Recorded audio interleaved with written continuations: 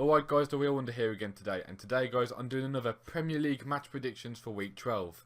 However guys, I'm just going to go over week 11 first. In week 11 guys, I got one correct scoreline: Man City to win 3-1 to Arsenal.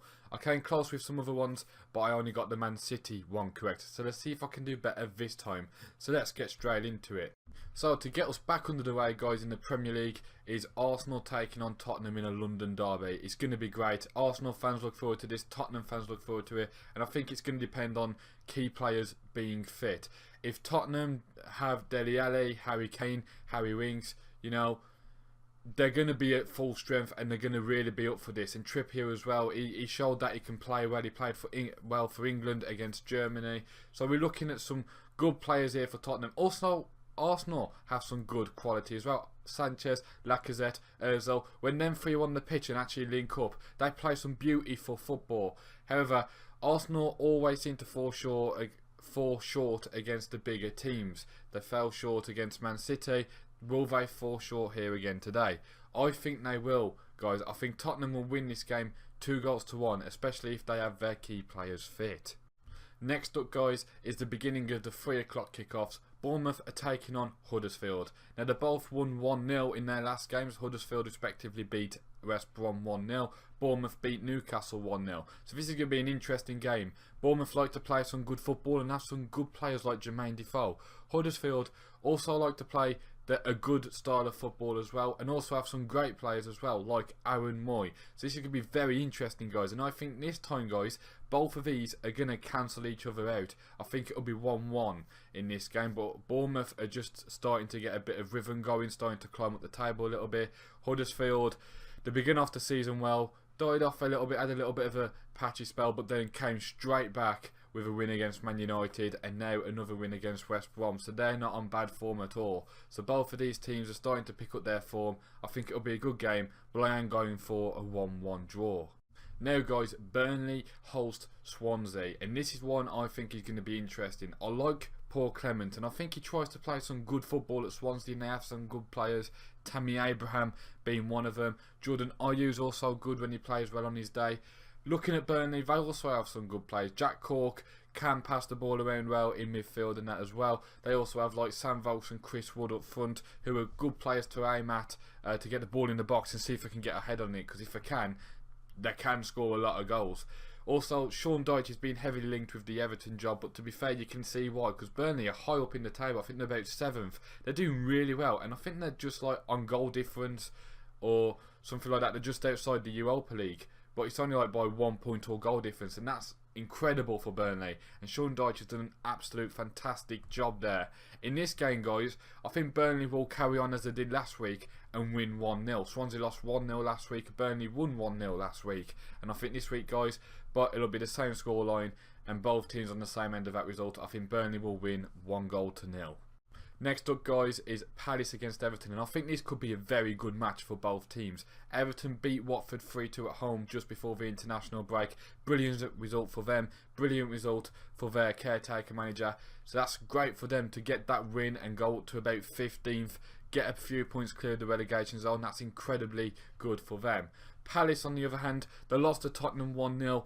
But they deserved something out of that game. They played fantastically well. They had some good chances, and they showed that when they play as a team and together, they really are coming up. And Roy Hodgson has done a great job there as well. They played fantastically, as I say. And if they can do the same here against Everton, they've got a good chance of getting something out of this game. But they just have to be a bit more clinical in front of goal. So in this case, guys, I'm going for 2-2 draw. I think both teams will get some goals, but I don't foresee any team winning it. But I do think, guys, it will be a 2-2 draw and both teams will come away with a point.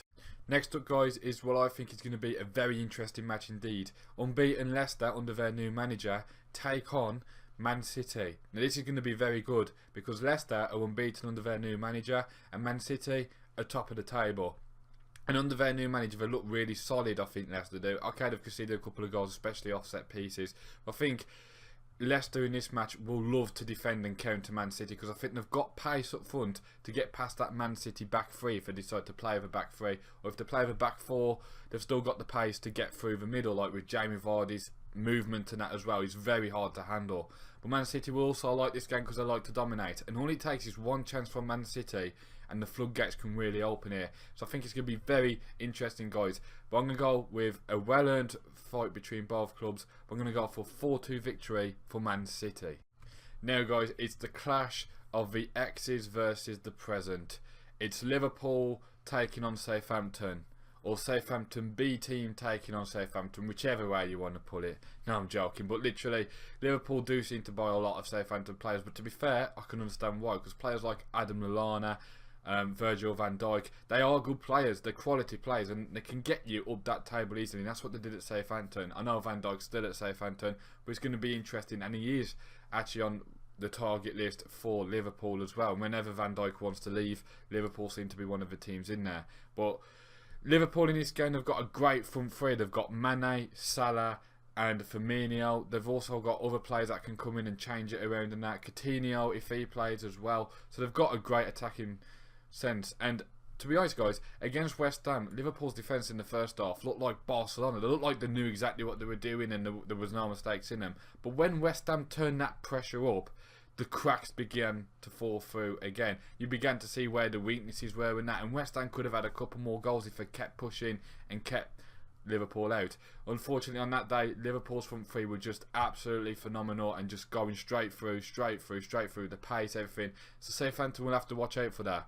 But if they can counter well with pace, with like the likes of Nathan Redmond, get some balls in the box to Gabbiadini or Charlie Austin or the strikers, and see what they can do there, because I think they can cause Liverpool some real uproar here, and I can't believe I'm going for this. I'm going for another 6-goal thriller, but I'm going for 3 each. I think it'll be 3 each between Southampton A team and Southampton B team. Yeah, but I'm going 3 each. In the last of the 3 o'clock kickoff, guys, West Brom hosts Chelsea. Now, there's been a lot of pressure on Tony Pulis simply because, guys, when you play the style of football Tony Pulis does and you stay up, it's a great feeling. And after 2-3 seasons, you know, you're great, you're in the Premier League. But after that, you start to want more, like every fan does. And to be fair, West Brom has some finishes in the top 10 and that. But this year, they started off well with like the win against Bournemouth and that. And I thought they brought in some good players to fit in with the style of football, you know, like that Higazi at the back. Brilliant play, you know, he's really tall in that, and I thought this is it, West Brom can really push this year. But they've really gone downhill. I think they've got like 1 win in the last 10 games in all competitions, something like that. And it's a bit concerning for Tony Pulis. Now, Pulis is a man who will not back down, and that I agree with that as a manager. You are in control, you take this team. But the fans come and pay to watch this. And to be honest, I feel sorry for them, because literally you're paying to watch paint dry is what I feel like. I've watched West Brom a couple of times. Yeah, I'm a Wolves fan, yeah, we're rivals, but I'm just going to say it as clear. I think sometimes when they defend really strong, and they do get wins by countering really well. But this year, I don't think they've had the ball down the opposition's half as much as they could have, and some West Brom fans have been chanting they want Pulis out and that, and to be honest, it's going to happen, because when you play boring, solid, ugly football, fans will want results to go alongside it. And if you win 5 out of 5 or 5 out of 6 games playing that football, you're doing alright, and fans will love you because you're getting the results. But when you're not getting the results and you're still playing ugly football, fans are watching the team lose, not play well, not dominate the ball, not create too many chances, and that's when the pressure does really build. It's going to be interesting, and they're taking on Chelsea here. I think it's going to be a tough game, because Chelsea have also got a bit of pressure on them to keep getting results. They did before the international break against Man United. So it's going to be very interesting to see what happens here. There's a good chance Chelsea could win this, but I'm going for a shock. I'm going for a 1-0 win to West Brom. I think West Brom, if they can defend solidly and counter and get some balls in the box, I think they could snatch it at the Hawthorns, and I think they could win 1-0. And finally, guys, last of Saturday's games, Manchester United host Newcastle. And I am looking forward to watching this one, because Newcastle have been, they either lose or they win. They barely ever draw games, to be honest. I think they've drawn like 1 or 2 games this season, but that means they're good to watch in a way that there's always going to near enough be a winning side, and that's what I like to watch. Benitez deserves credit for what he's done there. The club is up for sale. They haven't had too much money to spend, but he's brought in some good players, and not just that, he's managed to get them performing and getting some results. Fair play to Rafa Benitez, he deserves a lot of credit.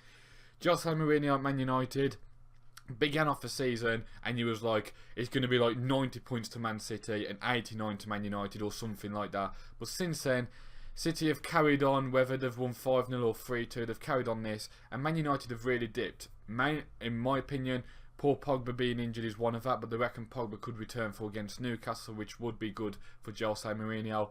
But they really have died off a little bit, United. They lost 1-0 to Chelsea, they lost 2-1 to Huddersfield. That's in the last 3 games as well, so they've lost 2 in the last 3 in the Premier League. They really want to bounce back here against the Newcastle side, which, as I say, win or lose, if they play well, they're going to give you a fight. If they don't play well, you can easily win 1 or 2 goals. So it's gonna really be tough. But I'm going for Newcastle win here, guys. I think even if Pogba is playing, it's fitness that's going to be the problem for him. But in this game, I am going for Newcastle 2-1 win. Underdogs, I think they'll come here to Old Trafford and win it. And if they do, it'll put a bit more pressure on Man United, especially if Man City beat Leicester. But yeah, as I say, guys, I'm going for Newcastle win. Now, guys, we're down to the last 2 games of the weekend. One on Sunday and one on Monday. On Sunday, guys, 4 o'clock kickoff. Watford hosts West Ham. And this actually is, guys, the game I'm looking forward to watching. Because Watford, under Marco Silva, have been absolutely fantastic. And I think Marco Silva is one of the top managers I've seen recently in the Premier League. Not necessarily going to Man City and doing well at a big club, but coming into teams like Hull and Watford, playing some good football. Couldn't keep Hull up, but they did do a lot better under Marco Silva, and Watford have done really well. In the last couple of games, they have slipped up a couple of times. They slipped up last week against Everton, where they also missed a penalty and lost 3-2 while at the end. So I think I think it would affect the Watford mentality, but Marco Silva seems like the kind of manager where he can get them back up and running. And they're up against the West Ham side, which are now took over by a new manager, David Moyes. This is going to be interesting because I think David Moyes has a bit to work on. Obviously, mentality. You got to get the players trying to get a winning mentality. The style of football, he might go more of a defensive structure at the start, at least, just to try and get a few points, just to get some momentum going. I think he will have a bit of money to spend in January, so that's good for him and that. But I really am looking forward to this because both teams have the quality to play well, to give each other problems. And with David Moyes being in charge of West Ham for his first game after about 1.5 weeks of training with him, it's going to be really interesting to see what happens here, and I'm looking forward to it. But for me, guys, I think West Ham will scrape this 1-0. I can just sense, I just have this feeling West Ham are going to get 3 points in this game. They're going to, whether they do it ugly or beautiful, they're going to get 3 points. And I think if they do go there and win, I think if Matt Lanzini plays, he will be a key player to making that happen. And now, guys, on Monday night, kicking off at 8 o'clock, Brighton hosts Stoke. This game, guys, isn't like a derby or anything like that, but it's 2 teams who want to finish in about the same places. Stoke want to finish in about in the top 10, and if Brighton could finish in the top 10 this year, it'll give them a really good position to try and build on next year. So I think it's going to be really tough.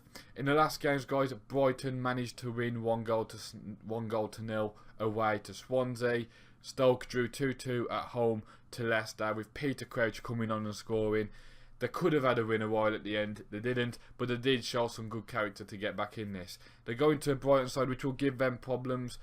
I'm looking forward to this. There's a couple of key players in this game. Anthony Knockout for Brighton. He could change this game totally. And Glenn Murray could get a goal. You know, he's got experience. He's got the quality too. Also looking at Stoke, Jediran Shaqiri, what a player he is. I mean, I think he's a top player. I'm surprised he's only at Stoke, to be honest, but I think he's a top player. If he could just have one season like Arnautovic did, where you score like 12 goals and get like 15 assists and make yourself big, you could move on to a team, a top 8 team or something like that, or a top 5 team even.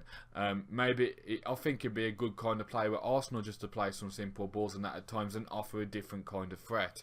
So really look, this game, guys, could be really good for neutral viewers. Or it could be like one of those where both teams are going to settle defensively and try and counter each other. It's going to be really interesting to see how both teams do that. But I'm going for a Stoke 2-1 win, guys. Let me know what you guys think. So let me know in the comment section how you think your team will get on and what your predictions will be. If you're new and you liked it, hit the like button and subscribe. If you're already here and you like it, hit the like button. And I'll speak to you guys next time.